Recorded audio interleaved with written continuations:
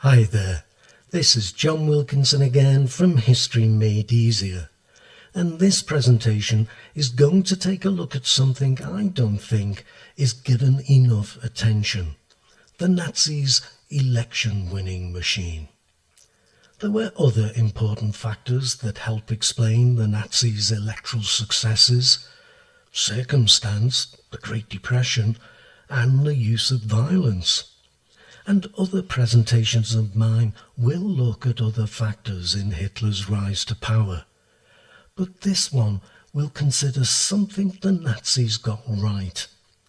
Because much as it may appall us, giving the Nazis credit for anything, I'm afraid they did create an incredible electoral machine. You will know that following the failure of the Munich beer hall putsch, Hitler's trial and his imprisonment, he told a party loyalist whilst in prison, "We shall have to hold our noses and enter the Reichstag against the Catholic and Marxist deputies. If outvoting them takes longer than outshooting them, at least the result will be guaranteed by their own constitution. Sooner or later, we shall have a majority, and after that, Germany." But how was that achieved exactly? Let's look first at the way Hitler improved the organisation of the party. He put in 3 layers: party regions or Gau for each of the large Reichstag constituencies, each headed by a Gauleiter appointed by Hitler. Then there was an intermediate layer of districts, and at the bottom local branches. In the cities there were even street cells or blocks. It was all geared to recruit members and fight elections. And these different levels were all staffed with loyal and very enthusiastic party members. But what I think is really telling is that the Nazis were the only party in Germany to run classes in the evening to train members in the art of public speaking. They were leaving nothing to chance. Then there was the application of propaganda, which the Nazis took to another level, with Joseph Goebbels, the mastermind behind it. His aim was to mobilise Germans behind Hitler and the Nazi movement. He edited what had become the main Nazi newspaper, Völkische Freiheit, Völkisch Freedom, and he controlled other Nazi newspapers across the country. He organised Nazi rallies and major parades, and he organised the Nazi election campaigns. He also organised Hitler's personal campaigns. The most dramatic was Hitler's use of the aeroplane to speak in 20 cities in just 7 days, 5 in one day, in the election for the presidency in 1932. The tour was even given a name: Hitler over Germany. Well, the Nazi rallies were something else.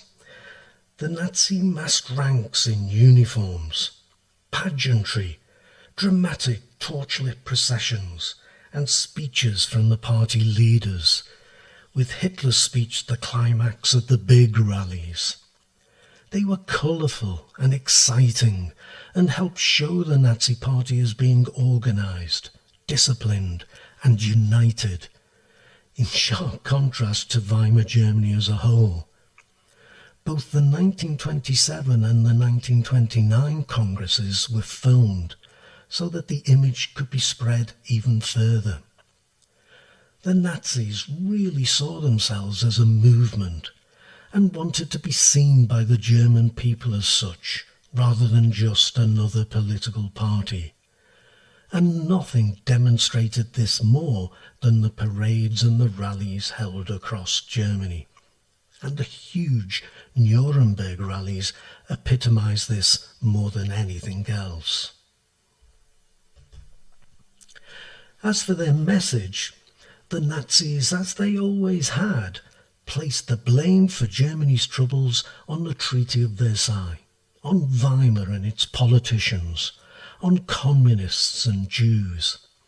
And their solutions were to tear up the treaty, end Weimar, smash the communists, rid Germany of Jews, and make Germany great again. The people rise, says the poster on this slide.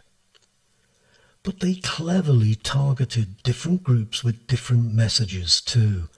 For example, women, workers, farmers, and the middle class. And also more specific groups like civil servants or the war wounded. Whenever they found a topic had been popular amongst a given group, they would focus on it. And if they had to change their policies to fit whatever concerned people, well, they would. So, different messages would be given to different audiences.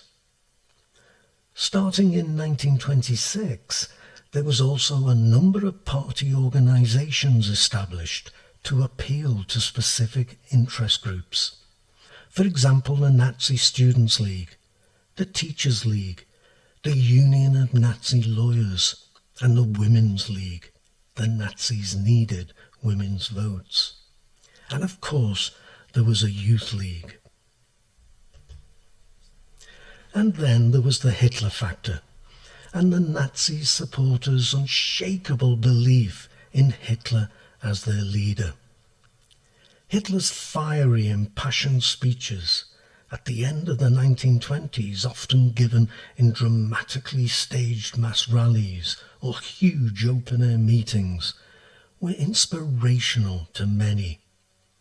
In my ebook, I give 3 quotes from 3 very different people. Here's one from an American journalist that gives the sense of excitement at a Hitler rally. This is what she said. As the time for the Führer's arrival drew near, the crowd grew restless. The minutes passed and the wait seemed interminable.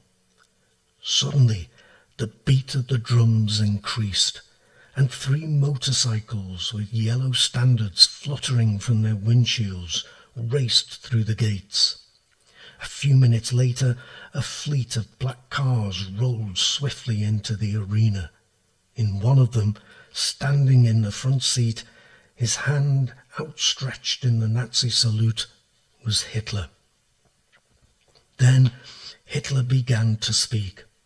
The crowd hushed into silence, but the drums continued their steady beat.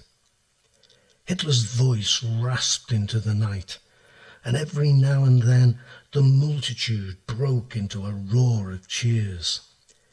Some of the audience began swaying back and forth, chanting Sieg Heil over and over again in a frenzy of delirium. I looked at the faces around me and saw tears streaming down people's cheeks.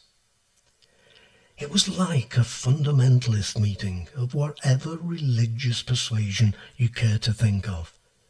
It was also pure theatre.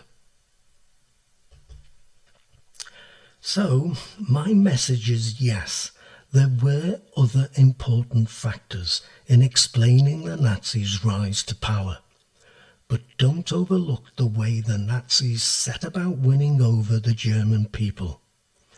And if I could end with one more thing that I think is very important. I think too much is made of the point that the Nazis never won a majority.